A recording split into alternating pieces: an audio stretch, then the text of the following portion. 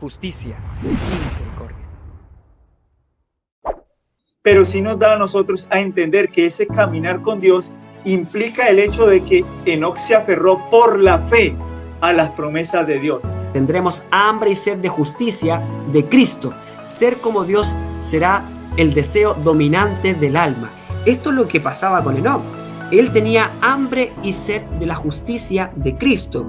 Ellos se aferraron por la fe a aquel que es galardonador de los que le buscan. Es decir, cuando yo busco al Señor en oración, yo debo de creer que lo que Dios me está prometiendo lo puedo tomar por la fe y que va a tener cumplimiento en el mismo momento en el que Dios así lo habló y lo pronunció. Que esta oración, como tú decías, representa un deseo profundo de que la obra de Cristo, su obediencia, pueda ser grabada en el corazón de Moisés.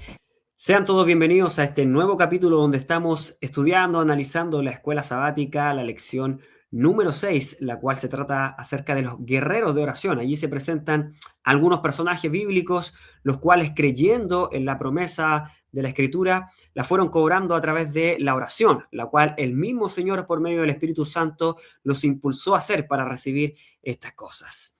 Y nuevamente aquí con mi hermano Víctor vamos a analizar esto a la luz del mensaje de la justificación por la fe. ¿Cómo te encuentras, Víctor, para esta nueva lección? Muy bien, gracias a Dios. Tenemos hoy otra oportunidad de seguir comentando la lección y bueno, hoy hay una maravillosa oportunidad también de levantar a Cristo y a Cristo crucificado y eso viéndolo a través de la perspectiva de la oración. Vamos a ver qué nos muestra Dios y cómo podemos nosotros utilizar este medio que Dios nos da para que podamos acercarnos confiadamente al trono de la gracia. Amén. ¿Qué te parece si oras tú para comenzar? Amén. Vamos a orar. Inclinemos el rostro para orar.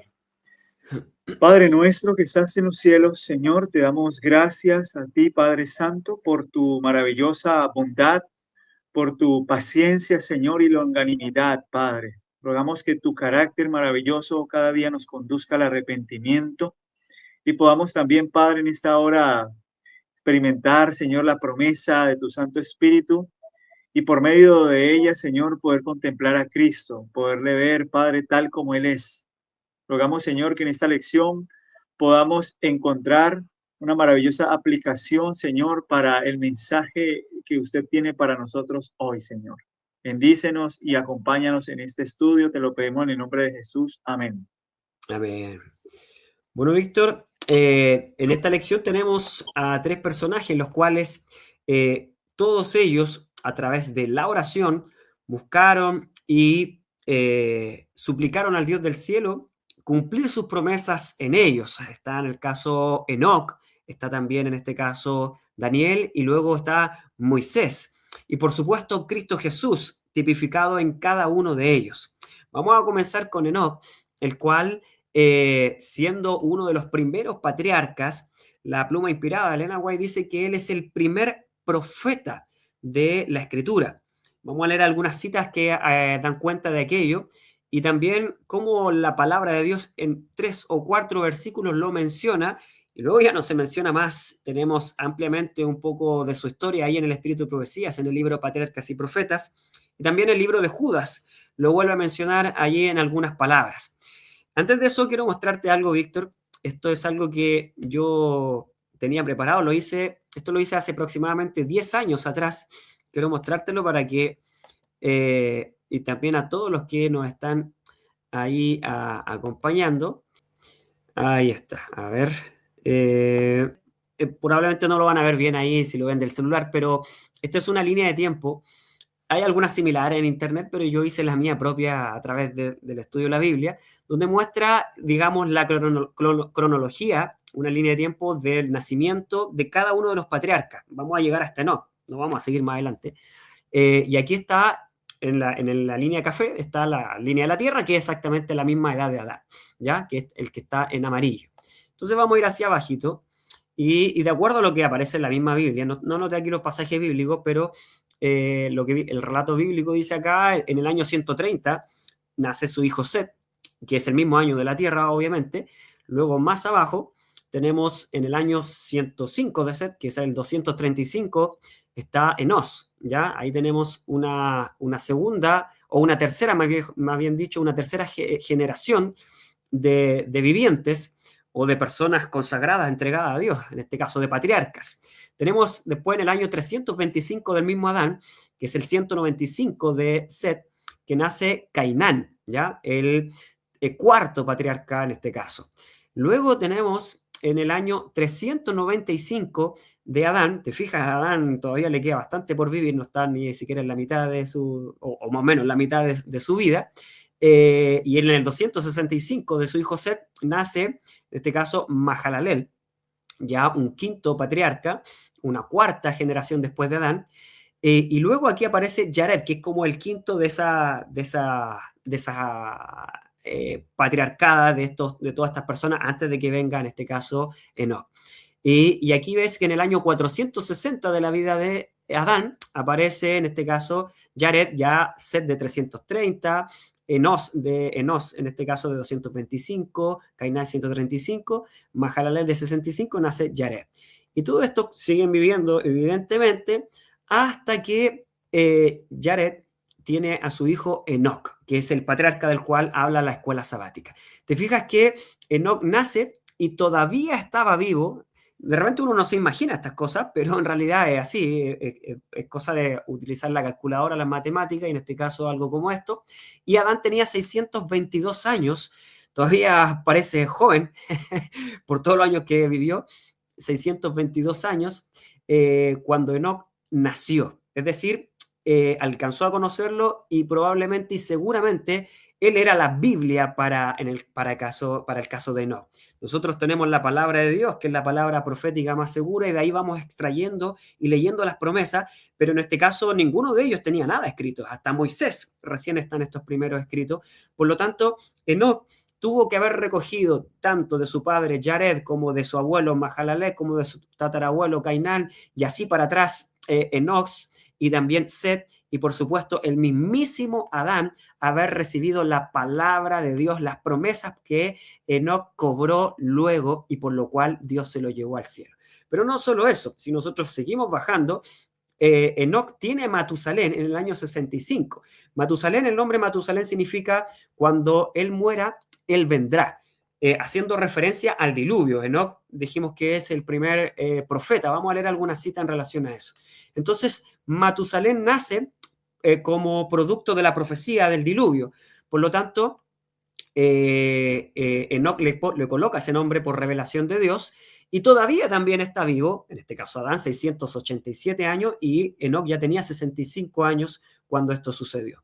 Seguimos bajando y nace el hijo de Matusalén, en este caso Lamec, y todavía, por supuesto, 874 años ya Adán, vivo evidentemente, y finalmente acá está la muerte de Adán en los 930 años de la vida de Adán, muere y Enoch tenía 308 años cuando Adán muere, es decir, 300 años prácticamente, en promedio 300 años en los cuales directamente desde el primer ser humano, el cual vio a Dios cara a cara, porque ninguno de estos los pudo ver, ni siquiera Set en adelante, ninguno pudo ver a Dios cara a cara, sino que recibieron su voz, la escucharon seguramente, y en sueños y en visiones Dios les hablaba, pero ninguno pudo verlo más que Adán. Por lo tanto, para Enoch, que el que vamos a conversar ahora, esto tiene que haber sido tremendo, tener a su abuelo, en este caso a su padre prácticamente, Adán, el primer padre, vivo hasta los 300 años. Y cuando decimos que finalmente llegamos acá a los 365, cuando Enoch se transforma en inmortal, porque no es que muere, sino que se transforma en inmortal, él ya había vivido 300 años de esos 365, en estricto rigor 308 años, con Adán mismo, que era la palabra de Dios viviente, entre comillas, en estricto rigor, el cual presentaba de Dios todas las promesas de aquel Mesías que había de venir. Y por supuesto, incluso el cual había nacido bajo la imagen de Adán, que era en este caso Set, todavía estaba vivo. Y solamente por mostrarte, porque en realidad era hasta ahí, luego muere Set, Matusalén y Lamec obviamente siguen vivos y comienzan a morir. De hecho, nace Noé y todavía estaban vivos 4 de los patriarcas más grandes, Enos, Cainán, Mahalalel y Yared todavía estaban vivos cuando nace Noé. Y luego empiezan a morir uno tras otro, los 910 años, 895 años, y finalmente a los 962 años muere el último, que es Yared, y queda solamente Matusalén, Lamec y Noé, y este muere. De hecho, Lamec, que es el hijo de Matusalén, muere unos 3-4 años antes, 777 años, y luego muere Matusalén el año mismo del diluvio. Quería compartirte eso, que es bien interesante porque te fijas que finalmente la palabra de Dios, que en este caso el mismo Adán tenía, no viene producto finalmente de la nada. En este caso viene directamente del testimonio. Y Adán vino a dar testimonio, en este caso, de Cristo, con el cual él conversaba libremente. Ese testimonio yo creo que es tremendo, tanto cual los discípulos tenían de Jesús mismo cuando vino a la tierra. Por lo tanto, eso que Enoc aprendió de él, sin duda que era profundo. Voy a leer solamente estos 2 versículos que aparecen de Noé y te doy la palabra para poder comentar ahí de Enoc, ahí en Génesis 5, versículo 22 al 24. Dice: y caminó Enoc con Dios después de que engendró a Matusalén. Y la Biblia dice que cuando engendró a Matusalén, él caminó con Dios. ¿A los cuántos años engendró a Matusalén? A los 65 años.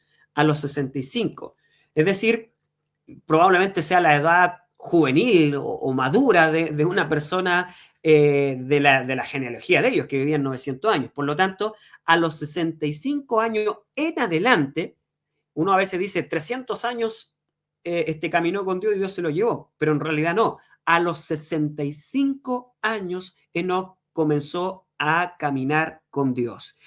Qué interesante, Víctor, y para todos los que están ahí oyendo, que finalmente este caminar no tiene que demorarse 300 años. Uno ve la vida de Enoc y uno dice, bueno, nosotros no tenemos 300 años, pero aquí hay una edad prudente, 65 años, y que probablemente para la vida de estas personas, 65 años era una edad viril, es decir, una edad juvenil, como la de Cristo, como la de los discípulos. Todos los pioneros de nuestra iglesia tenían más o menos esa misma edad. Wagner y John tenían 33 y 35 años. Cristo mismo, 30 años cuando comenzó su ministerio. Por lo tanto, esta es la edad en la cual Dios puede hacer cosas, no porque en otras edades no lo puede hacer, pero aquí la mente debiera estar dispuesta. Y el mismo Salomón, en su sabiduría, nos da consejo a nosotros de no desaprovechar este momento, esta juventud, para aprender de Dios. ¿Qué podemos también decir, Víctor, acerca de esta experiencia de Enoc como recibiendo directamente las promesas y cobrándolas en su propia vida? Bueno, qué interesante, Ítalo, la línea de tiempos que concluye ahí con la experiencia y la vida de Enoc. Es interesante que ahí en Génesis capítulo 5, todos aquellos que anteceden justamente a este patriarca tienen una limitante y es la muerte. Cada uno de aquellos que lo antecede a él, el texto bíblico dice, y fueron todos los días de Cainán 910 años y murió. Y si tú sigues leyendo antes y posteriormente hasta llegar a Enoc, dice que todos murieron. Pero Enoc fue el único que, dice la Biblia, caminó 300 años y engendró hijos de ella, y fueron todos los días de Enoc 365 años. Y el versículo 24 dice, caminó pues Enoc con Dios y desapareció porque le llevó Dios. Qué interesante que de Enoc se habla muy poco, muy poco. Tenemos nosotros alguna referencia con respecto a la experiencia de Enoc. Pero basta con ver cómo Judas 24 dice que Enoc era el séptimo desde Adán. Y este número 7 siempre tiene una referencia a la perfección, a lo que Dios hace con respecto a lo que es también la creación y el día sábado. Yo pienso que no es casualidad de que Enoc también sea el séptimo desde Adán, porque esto da a concluir que Dios hace esto no como para dar un dato histórico en realidad, simplemente, sino para señalar que Enoc es una persona o fue una persona que había cultivado un profundo conocimiento del carácter de Dios, había caminado con Dios. No simplemente significa que caminó con él tal vez en visión y Dios le revelaba sueños y profecías, sino que él tenía una fidelidad tan completa y tan ferviente y se aferraba tan íntimamente a Dios que por eso él corta esta línea de tiempo en el cual todos habían muerto, pero él es el único que va a llevar o va a ser llevado al cielo trasladado sin ver la muerte, lo cual es un tipo de aquellos que en el tiempo del fin, o como los 144,000, también van a poder estar delante de Dios sin ver la muerte porque han tenido una vida en la cual han seguido al Cordero por donde quiera que va. Enoc caminó, dice que caminó con Dios, pero los que siguen al Cordero de Dios también indica eso, que han caminado con él todo el tiempo, han experimentado una vida piadosa, han vivido una vida por medio de la cual se han aferrado no solamente por medio de la experiencia, sino por medio de la oración ferviente que da una plena e íntima comunión con Dios. Así que qué interesante, Ida, que aunque la Biblia no nos muestra a nosotros tal vez todo lo que Enoc hizo, todo lo que Enoc experimentó, pero sí nos da a nosotros a entender que ese caminar con Dios implica el hecho de que Enoc se aferró por la fe a las promesas de Dios. Se aferró por la fe a la palabra de Dios y él la tomó como suya. Y además de eso tenía una comunión con Dios por medio de la oración, de la íntima comunión con él, comprendiendo el plan de la redención. Ahí en Patriarcas y Profetas Ellen White comenta de que Dios le reveló a él lo que ocurriría siglos después con el diluvio, le reveló la muerte de Cristo, le mostró cómo lo rechazarían y cómo crucificarían al Salvador y cómo aquellos que iban a estar antes de la venida del Señor iban a reflejar un carácter justo y piadoso, así como el que Enoc reflejó. Amén. Mira, yo quiero mostrarte acá algunas citas que también dan cuenta de esa relación que él tuvo con el Señor y que, como tú decías, lo llevaron a ser profeta. Elena White dice ahí que él era el primer profeta de Dios. Y fíjate lo que dice acá. Dice, esto está en Mensaje Selecto de 1903. ¿Veía Enoc a Dios a su lado? Hace una pregunta. Solamente por la fe, solamente por la fe. Sabía que el Señor estaba allí y se adhería firmemente a los principios de la verdad. Así también nosotros debemos caminar con Dios. Cuando lo hagamos, dice acá, nuestro rostro brillará con el resplandor de la presencia divina y cuando nos reunamos hablaremos del poder de Dios diciendo, alabado sea Dios, bueno es el Señor y buena es la palabra del Señor. Entonces, justamente la experiencia de Enoc no es distinta a la nuestra. Uno piensa que en ese momento, en esa época, Dios se revelaba de forma mayor, pero desde el mismísimo Adán se veló el rostro de Dios. Entonces, desde ese momento comenzó a ser más importante, no que no lo era para Adán, pero es más importante el hecho de que la fe debía ser la que tenía, en este caso, Adán por la promesa, por lo que el patriarca y profeta dice que si no hubiese creído en eso se hubiese vuelto loco, en la promesa de un Mesías. Entonces, por lo tanto, la fe de Enoc debía estar plantada, cimentada en la promesa del Mesías. Y esa promesa, dice aquí, caminar con él era no tan solo imaginárselo como una cosa, como una experiencia, podríamos decir, sensorial, no es eso. De repente hay algunos, de hecho, si buscamos en internet, vamos a encontrar muchas cosas, algunas experiencias cristianas que apelan a eso, a percibir el abrazo cálido del Señor, a escuchar su voz, a poner silencio y a no escuchar nada más y tratar de oír el susurro de la voz de Él. Debemos huir de estas cosas porque en realidad la palabra de Dios es la que nos está hablando. La letra que está escrita allí es la palabra de Dios. No necesitamos oír de otra manera.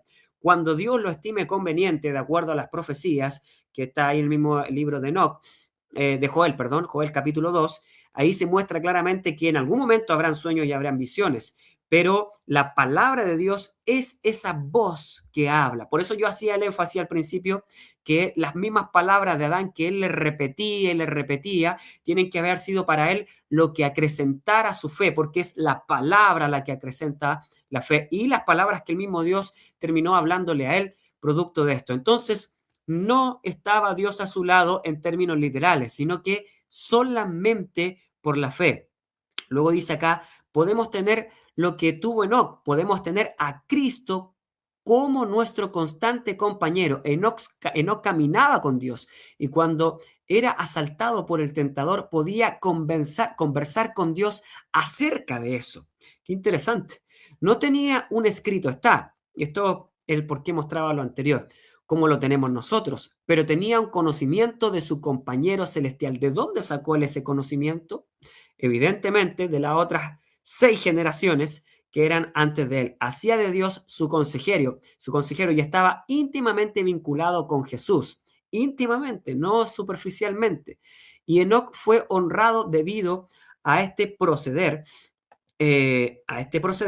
Fue trasladado al cielo sin ver la muerte, perdón, y los que sean trasladados al fin del tiempo serán los que tengan comunión con Dios en la tierra, los que demuestren que su vida está oculta en Cristo, con Cristo en Dios. Lo representarán continuamente en todas las prácticas de su vida. El egoísmo será cortado de raíz. Precisamente lo que Dios desea que seamos, puros, nobles y santificados. Tendremos hambre y sed de justicia de Cristo. Ser como Dios será el deseo dominante del alma. Esto es lo que pasaba con Enoc. Él tenía hambre y sed de la justicia de Cristo. Él deseaba ser puro, noble, santificado cada día. Son 300 años que dice el texto número 22 de Génesis 5, que él caminó con Dios desde los 65 años en adelante. Él fue caminando con Dios hasta el día que fue traspuesto y llevado al cielo y comenzó a vivir la inmortalidad. Por lo tanto, durante todo ese caminar, no es que lo haya alcanzado al año 66 o al 67 o al año 100 o al año 200 o al año 299 antes de irse al cielo. No, sino que día a día este era su deseo, el ser puro, noble, santificado, porque creía en la promesa de la justicia de Dios en Cristo Jesús, en el Mesías. Ser como Dios era el deseo dominante de la alma de, en este caso, de Enoc. Ese es el deseo que llenaba el corazón de este hombre. Y leemos que este caminó con Dios. Estudiaba el carácter de Dios con un propósito. No hacía resaltar su propia conducta ni exaltaba su propia voluntad como si hubiera pensado que estaba plenamente calificado para manejar las cosas. Este prácticamente es el evangelio que hemos estado estudiando a través de Pablo, a través de lo que vimos en el mensaje del testigo fiel. Es exactamente el mismo mensaje. Entender de que somos tibios, de que no podemos, necesitamos los aditamentos que el Señor viene a darnos. Se esforzaba por conformarse a la majestad y a la semejanza divina. Se conformaba a eso, se esforzaba mentalmente en el sentido de que rechazaba su propia naturaleza. A eso se llama esforzarse, rechazar su propia naturaleza, porque claramente era parte de él el tener una tendencia hacia el mal. Él era un humano, venía de Adán. Por lo tanto, esa tendencia existía, la cual no es pecado. Pero si él se conformaba a esa tendencia, sin duda que iba a llegar a pecar. Por lo tanto, necesitaba entregarse a Dios en un esfuerzo, el cual no es natural en el humano. Y ese esfuerzo era dado por el mismo Señor. Mientras confiéis, dice ella, en vuestro Padre Celestial para que os dé la ayuda que necesitáis, Él no os dejará. Dios tiene un cielo lleno de bendiciones que quiere prodigar sobre los que fervientemente buscan la ayuda que solo Él puede dar. Enoc caminaba con Dios porque miraba por fe a Jesús, pidiendo dirección, creyendo que se cumplirá cada palabra pronunciada. ¿Qué diferencia realmente con nosotros? Se mantuvo cerca, al lado de Dios, obedeciendo cada una de sus palabras, no algunas, no las que le parecían más interesantes, no las que eran más fáciles, cada palabra de Dios. La suya fue una vida maravillosa de unidad con Cristo. Cristo era su compañero, estaba en íntimo compañerismo con Dios. Solo labios santos deberían presenciar las palabras de Dios en forma de acusaciones y juicios. Su profecía no se encuentra en los escritos del Antiguo Testamento. Quizás nunca encontremos un libro alguno que revele la obra de Enoc, pero Judas, el profeta, como tú lo leíste allí, Víctor, menciona justamente lo que se dice en Enoc, y quiero solamente, para terminar, leer lo que está escrito allí. En Judas 1:14 dice: de esto también profetizó Enoc, séptimo desde Adán, como tú lo mencionabas, diciendo: he aquí el Señor viene con decenas de millares de los santos para ejecutar juicio contra todos y convencer a todos los impíos de entre ellos de todas sus obras impías que han cometido impíamente y de toda palabra dura que los pecadores impíos han hablado contra él. Y ya lo vimos que para salvar y rescatar todo lo que se había perdido, llevaba a estas personas a las montañas, al campo, y estas eran restauradas. Y gloria a Dios, porque esas personas murieron antes del diluvio y se salvaron también, así como la familia de Noé. A mí me parece maravillosa esta relación entre él y Cristo como dos compañeros, y ahora se rompen esas tinieblas que uno pueda tener o esas dudas en por qué no realmente se fue al cielo con el Señor. Amén, Ítalo, qué maravilloso lo que podemos nosotros comprender a través también del Espíritu de Profecía con respecto a la vida de Enoc. A veces de pronto uno limita el texto bíblico a lo que este nos revela, no entendiendo que a veces Dios quiere que profundicemos también en la experiencia de estos patriarcas, que para muchos puede ser que esté lejano, porque a lo mejor muchos dicen, bueno, ellos tuvieron una experiencia diferente a la que nosotros podemos tener, nosotros no podemos llegar a comprender lo que tal vez ellos comprendieron, pero no es así, porque ellos también creyeron en Cristo, se aferraron a Cristo, y ese es el único nombre que ha sido dado a los hombres por medio del cual nosotros podemos ser salvos. No hay otro nombre. De manera que la misma experiencia que ellos tuvieron también la podemos tener nosotros por la fe. A mí me gusta cuando Patriarcas y Profetas también dice Ítalo, ahí en la página 66, Ellen White dice que en medio de una vida de activa labor, Enoc mantenía fielmente su comunión con Dios. Es decir, aún en medio de las escenas de este mundo en el cual nosotros vivimos, tan lleno de pecado, de maldad, de ajetreo, de ir de aquí para allá, él no descuidaba su comunión con Dios. Él no permitía que las cosas cotidianas del día a día desviaran su mente de llevar todo pensamiento cautivo a Cristo Jesús, como dice el apóstol Pablo. Y esa era la comunión que Enoc tenía con Dios. Llevar todo pensamiento cautivo a Cristo Jesús es estar todo el tiempo en comunión y en oración ferviente con el Señor. Así que dice, cuanto más intensas y urgentes eran sus labores, más constantes y fervorosas eran sus oraciones. Miren qué interesante. Entre él más veía la urgencia de su labor y más intensas eran, pues él más oraba, con más fervor se aferraba. Seguía apartándose durante ciertos lapsos de todo trato humano. Después de permanecer algún tiempo entre la gente trabajando para beneficiarla mediante la instrucción y el ejemplo, se retiraba con el fin de estar solo para satisfacer su sed y hambre de aquella divina sabiduría que únicamente Dios puede dar, manteniéndose así en comunión con Dios. Enoc llegó a reflejar más y más la imagen divina.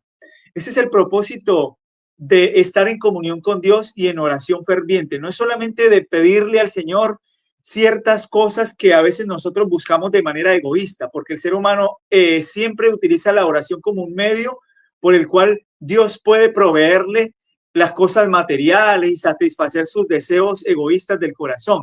Pero el principal motivo de Enoc era transformar su carácter a la imagen divina, que él se pareciera más y más a Cristo en su caminar, y esa era la forma en la cual el propósito de la oración se convertía en un medio que era eficaz para que Dios entonces lo sostuviera en un medio de un mundo de pecado, Ítalo, en medio de un mundo en el cual la maldad era tan abarcante que él condenaba intrépidamente el pecado, dice el Espíritu de Profecía. Gloria a Dios, porque de alguna manera, así como lo hablamos en la lección anterior, pareciera ser que se nos está diciendo cómo es exactamente incluso que se tiene que hacer una oración. Y en realidad, a pesar de que recibamos ciertas lecciones, de hecho hay un libro que lo tengo acá, que seguramente muchos lo conocen, el libro La Oración, que hay algunas lecciones prácticas en cuanto a cómo formalmente se presenta uno en la oración. De hecho, cuando uno lee la oración de Salomón en la dedicación del templo, dice allí explícitamente Elena White que todas las oraciones públicas deben ser de rodillas. Él se arrodilló públicamente ahí delante del altar. Pero esto es extraño, es decir, es extraño, sobre todo porque no todas las oraciones son de rodillas, de hecho muchas de ellas son sentados en el rito formal que uno hace en la iglesia. Pero más allá de eso, el Señor nos está ayudando a entender a través del Espíritu Santo en su palabra de que la oración no es una cuestión que podamos manejar, así como el conocimiento de la palabra, sino que más bien la oración es algo que nos atrae, nos acerca al cielo. Queremos dar a entender de que la oración es una promesa de Dios, tanto como un regalo. Por lo tanto, nosotros debemos recibirlo de esta manera. El Señor nos ha dado esto no para administrarlo como que si fuera una tarjeta que uno coloca en un cajero automático y recibe algo de Dios. No, o como una urgencia a la cual uno va cuando se siente enfermo y recibe allí una atención. No puede ser eso la oración, así como la Biblia, esperar encontrar una respuesta. Por eso hay un sinfín de testimonios. No, es que yo estaba en mi casa y de repente abrí aquí y leí y encontré una respuesta. No puede convertirse en eso porque finalmente Dios sí puede hablar de esa manera, teniendo misericordia por nosotros, pero la palabra de Dios, el estudio, tanto como la oración misma, son un regalo de Dios y son dados por el Espíritu de Dios. Entonces vamos a ver en esta segunda historia que todavía es un poquito más cercana, es lejana todavía no de nuestra época, pero es mucho más cercana y hay muchísima más evidencia que la de Enoc. Hay todo un libro en este caso, en el caso de Daniel.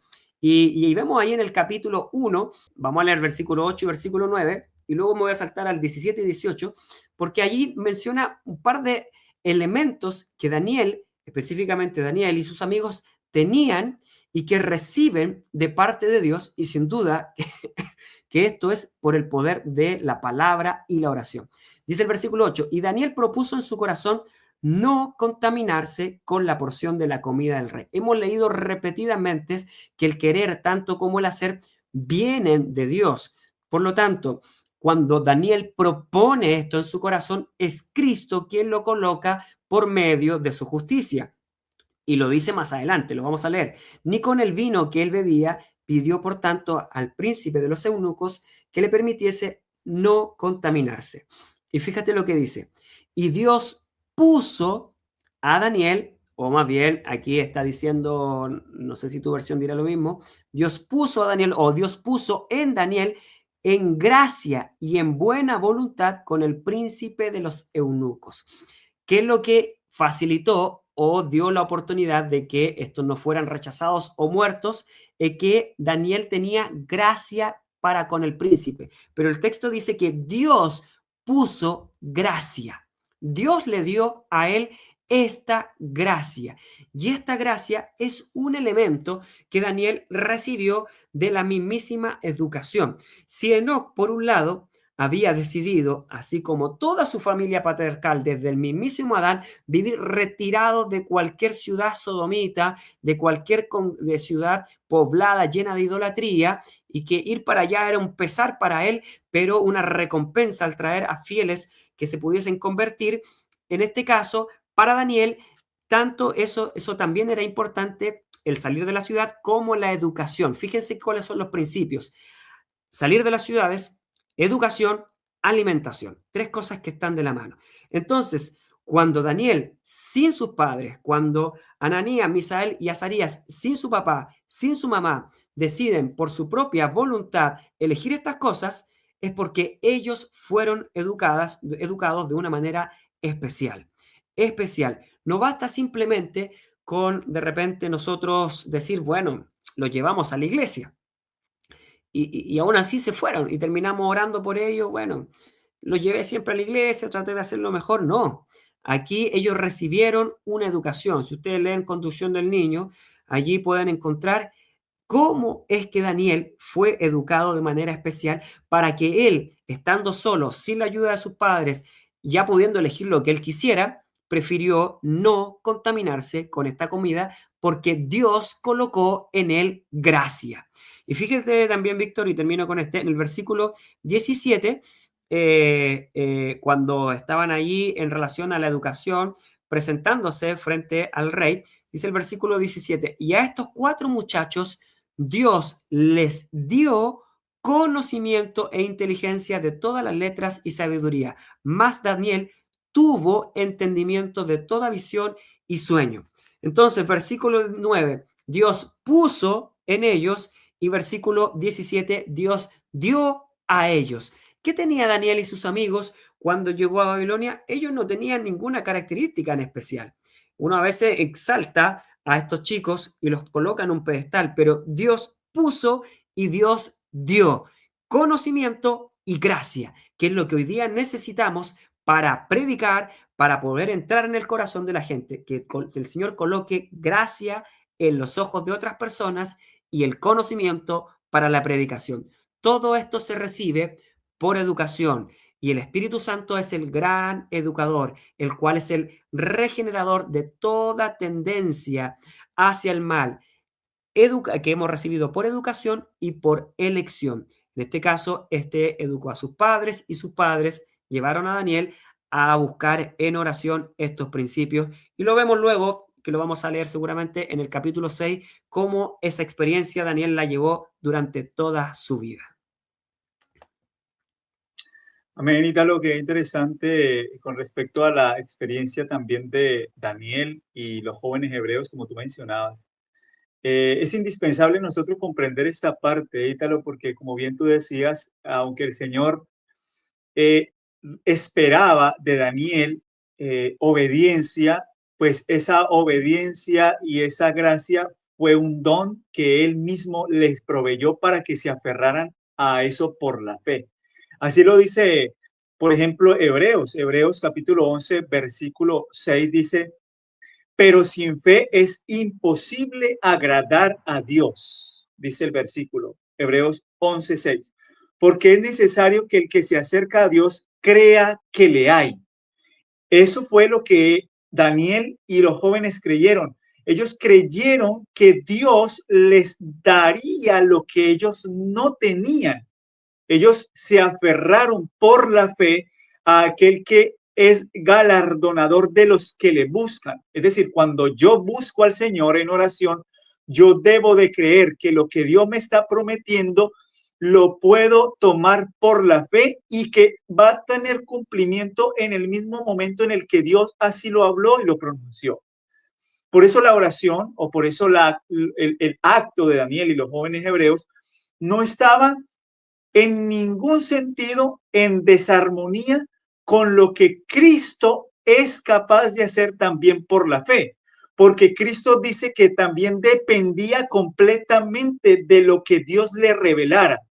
Cristo comprendía que él no podía hacer nada por sí mismo y Dios también le daba gracia, Dios también le daba fe para que él pudiese amar a Dios, amar a su prójimo y por tanto cumplir con las promesas del pacto. Es lo mismo, el evangelio es uno solo.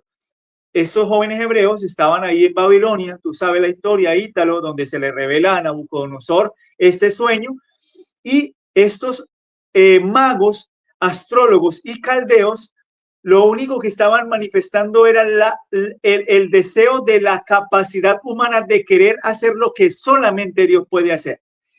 Pero fueron probados por el mismo Nabucodonosor. Nabucodonosor les dice, bueno, si ustedes conocen el sueño, revélenmelo, díganme el sueño, cuál es su interpretación.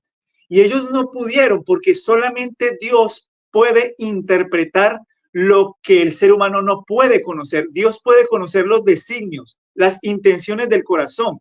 Por eso cuando nos acercamos a Dios, nosotros no nos acercamos simplemente a pedirle algo egoístamente, sino que nos acercamos a Él para que Él pueda escudriñar nuestra mente y nuestro corazón, porque estamos delante del juez de toda la tierra, estamos delante de aquel que quita reyes y pone reyes, estamos delante de uno que sabe los tiempos y las sazones. Él comprendía lo que Daniel no podía entender, pero Daniel así sí lo entendió, porque Daniel dependió de Dios, y él cuando vio que a ellos los iban a mandar a matar, él intercedió por ellos. Él pidió que no lo matasen para que no tomara una decisión tan apresurada, pero pidió también a sus amigos que orasen, que intercedieran, que pidieran al Dios del cielo para que él pudiera ser glorificado. El carácter de Dios debía de ser vindicado ahí en Babilonia. Tenía que ser levantado Cristo para que ellos pudieran entender que sin él nada podían hacer. Y esa era la fe de Jesús. La fe de Daniel era la fe de Jesús. Era justicia por la fe. Él se estaba aferrando a aquel que es el único capaz de sostenernos en medio de Babilonia, de la Babilonia espiritual, esa Babilonia que se quiere levantar por encima de nuestros sentidos, de nuestras emociones, y quiere exaltar lo que nosotros podemos hacer. Pero era evidente que estos magos, astrólogos y caldeos tenían la mente del antiguo pacto. Ellos no podían hacer lo que solamente Dios podía hacer. Y el cumplimiento de las promesas de Dios, pues, era condicional. ¿Condicional a qué? Condicional a creer, a aferrarse a Él, a no ocupar el lugar de Dios, sino a ocupar el lugar del hombre que depende solamente de la promesa de Dios. Amén, Víctor. Fíjate acá en el libro La Oración, el cual estábamos mostrando, allí se muestra una cita justamente en el segundo capítulo del libro, el capítulo que se titula Nuestra necesidad de la oración, y hay una cita cortita la cual muestra acerca de Daniel. Daniel estaba sujeto a las más severas tentaciones que puede asaltar a los jóvenes de hoy en día. Y esto obviamente dice mucho en cuanto a lo que los jóvenes de alguna manera experimentan y creen que son cosas que jamás pueden salir de ellas. Dice, sin embargo, era fiel a la instrucción religiosa recibida en los primeros años. Esto es lo que dijimos en un principio, la conducción del niño, la educación cristiana, aquellos valores que reciben solamente en aquellos primeros tiernos años. Incluso que Elena de White los coloca dentro de un cronograma. Ella dice 8 años, 9 años. Esa es la edad.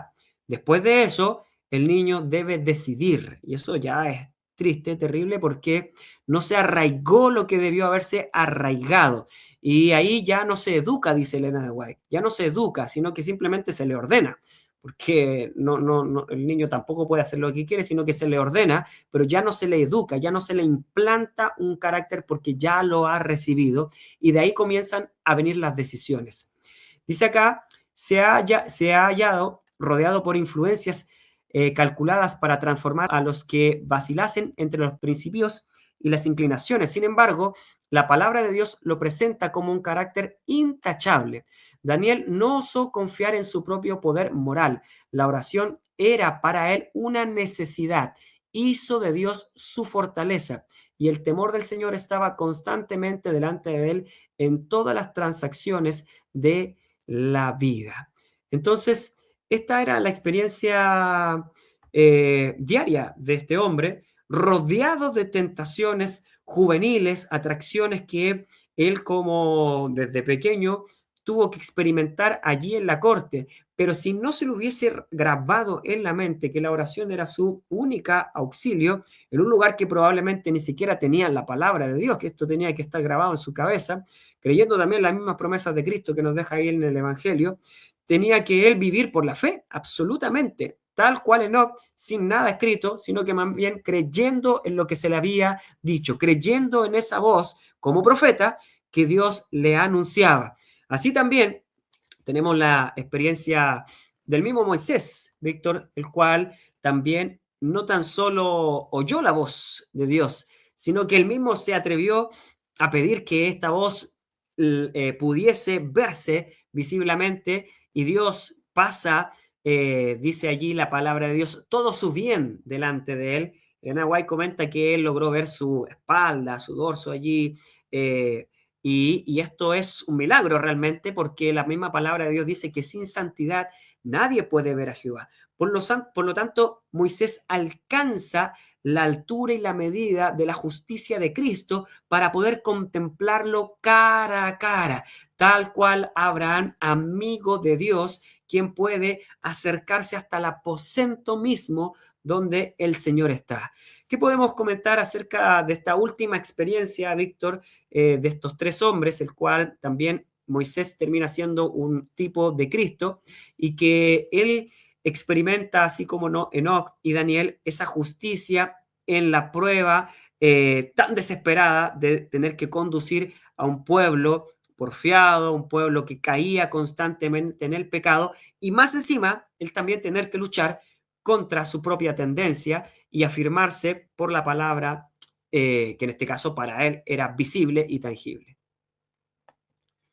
Sí, bueno, esta experiencia de Moisés también nos lleva a nosotros a comprender lo que Moisés necesitaba. Él necesitaba tener esa presencia de Dios, uno para poder conducir a su pueblo y otro para poder mantenerse, digamos, como aquel que habría de sobrellevar las dificultades que este pueblo le había hecho experimentar. Era un pueblo duro de cerviz, dice el texto, era un pueblo en el cual no querían escuchar la voz de Dios, no querían tener esa relación que Moisés sí deseaba tener.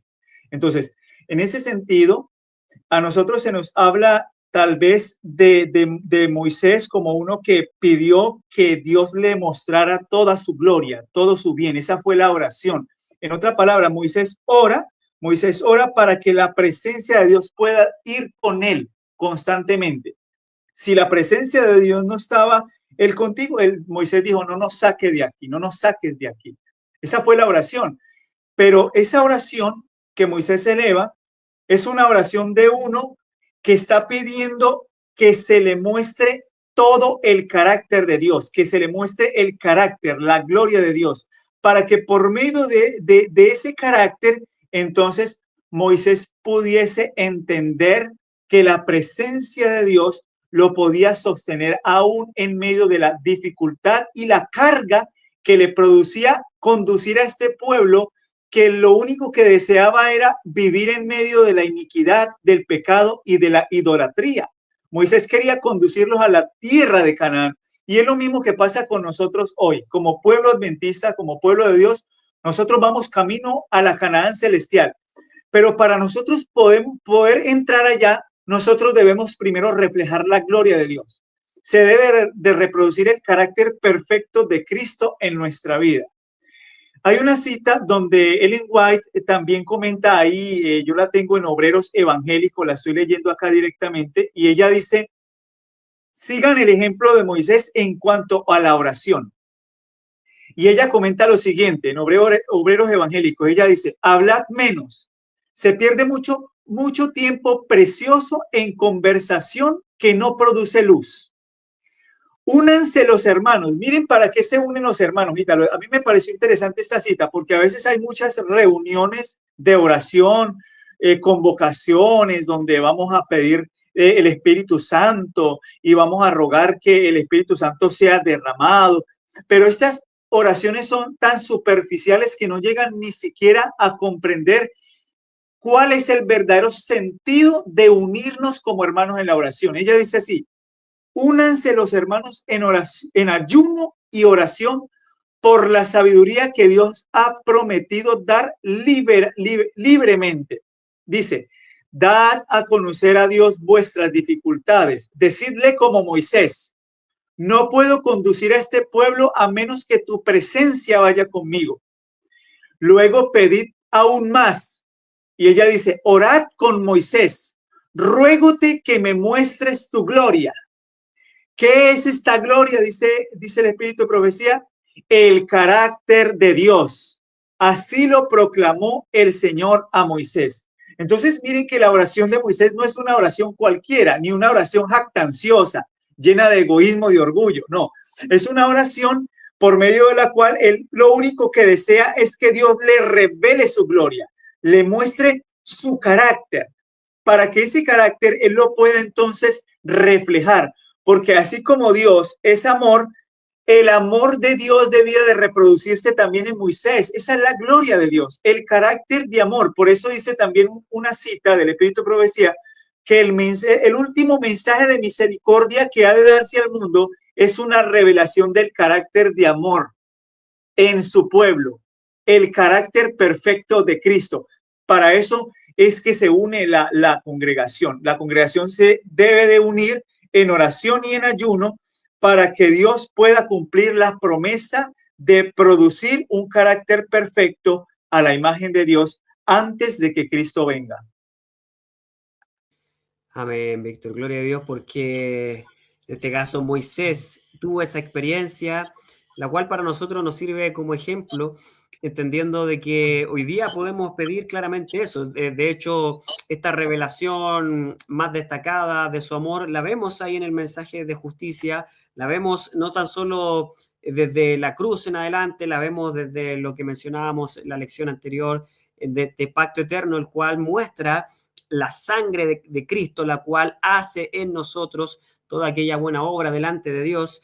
Y al mismo tiempo podemos ver a través del ministerio de Cristo, el cual está ahora derramando ese amor, esa demostración más destacada. Por eso allí en Testimonios para los Ministros dice que presenta la justicia en el garante, el cual ahora está como fiador del nuevo pacto o del mejor pacto, mostrándose delante de Dios. Me recuerdo la oración del publicano, el cual decía, sé propicio a mi pecador, justamente mencionando la posición exacta en la cual se encuentra Cristo, entregando su mérito, su acción delante de Dios.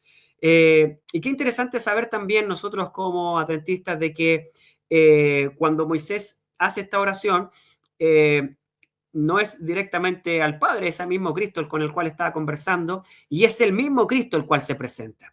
Eso que ve él, es a quien ve él, es a Jesús. Ve a Cristo. Y los discípulos luego lo ven acá en la tierra, están con él, pasan tiempo con él, y cuando él resucita y luego vuelve a estar con ellos, y ellos ahora comprendiendo evidentemente el significado del sacrificio perfecto, que el cual era Jesús, dice allí que él les revela todas las cosas desde el principio, de las cuales hablaban acerca de él. Y seguramente llegando a estos pasajes que tú mencionas, mostrándole que esta oración, como tú decías, representa un deseo profundo de que la obra de Cristo, su obediencia, pueda ser grabada en el corazón de Moisés. Sin esto, Moisés se hubiese vuelto loco en medio de un pueblo absolutamente terco. Parece chistoso. Nosotros con mi hija, la Antonelita, nos reímos a veces de las veces que, como después de haber pasado tremendo milagro, y vuelven a lo mismo. Realmente había una terquedad, pero también entendemos que eso era producto de la mezcla entre el trigo y la cizaña, la multitud mixta que instaba constantemente a aquellos a caer. Eso sucede hoy día también en la iglesia, pero no somos llamados a limpiar eso, sino que más bien, así como Enoc, a ir a ellos, a mostrarles el mensaje de justicia, y algunos lo escucharán y para otros esto será lo que producirá el zarandeo, como dice Bento en los últimos días, porque no soportarán tal santidad. La que vio Moisés no es una experiencia para todos, no porque no ha sido creada para todos, sino que porque todos no tienen a Cristo en su corazón porque lo han rechazado en todas las instancias en las cuales Él se les ha presentado. Quiera Dios, Víctor, de que además de haber leído estas cosas, nosotros no las rechacemos, sino que las deseemos cada día más. Y nuestra experiencia en la oración sea tal cual nuestra experiencia en la Escritura, que estamos creyendo en estas cosas cada vez más, entendiendo a través de nuevos panoramas cómo el Señor se manifiesta, la oración sea también de esa manera. En la próxima lección vamos a ver también claramente qué es lo que significa esto. Vamos a mirar a Cristo también en cómo Él, el mayor exponente, aquel que experimentó la oración en la humanidad, lo que dice, por ejemplo, el Camino a Cristo acerca de Él, qué es lo que significaba para Jesús en su humanidad, y hablaremos un poquito también acerca de esto, en su naturaleza humana, qué significaba esto. ¿Era una actuación para Jesús orar o realmente necesitaba él esto porque tomó la carne humana, la carne de pecado humana? Bueno, lo veremos en la próxima lección y les invitamos a ustedes también a unirse con nosotros para que allí podamos conocer un poquito más acerca de este interesante tema. Así que, Víctor, nos despedimos y vamos a hacer una oración antes para que todos podamos unirnos en torno a esto y pedirle a Dios que cumpla su promesa en nosotros. Señor del cielo, le rogamos que usted pueda, así como en la experiencia de los de antaño, Señor, hoy día repetir estas cosas en nosotros. Somos débiles, Dios. Vivimos en una década, en un mundo, en un siglo tan adelantados en el tiempo, más allá de lo que vivieron estas personas, en el cual la contaminación del mundo por el pecado es todavía mayor. Pero esto no es una excusa, porque en realidad el poder transformador sigue siendo el mismo de antes. Así que le rogamos, Dios, de que ese mismo poder que creó el carácter suficiente para que Enoc fuese traspuesto al cielo y no viera la muerte, pueda estar en nosotros. Que la misma fuerza que recibió por educación, por convicción y que usted grabó allí en el corazón tanto de Daniel como de sus amigos para no pecar, para no caer, para poder ser fuerte en la oración y mantenerse allí cobrando constantemente, día a día, incluso después de haber recibido tanto honor y tanta gloria en medio de ese pueblo pagano, aún así no confiaban en ellos mismos.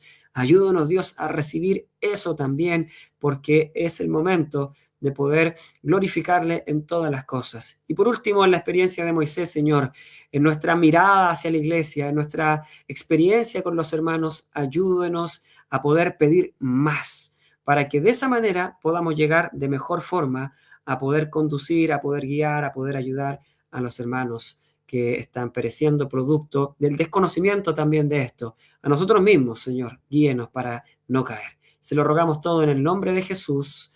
Amén. Nos despedimos, Víctor, entonces, y nos vemos allí en la próxima lección, la cual se titula La oración. Que Dios te bendiga, que Dios les bendiga a todos. Justicia y misericordia.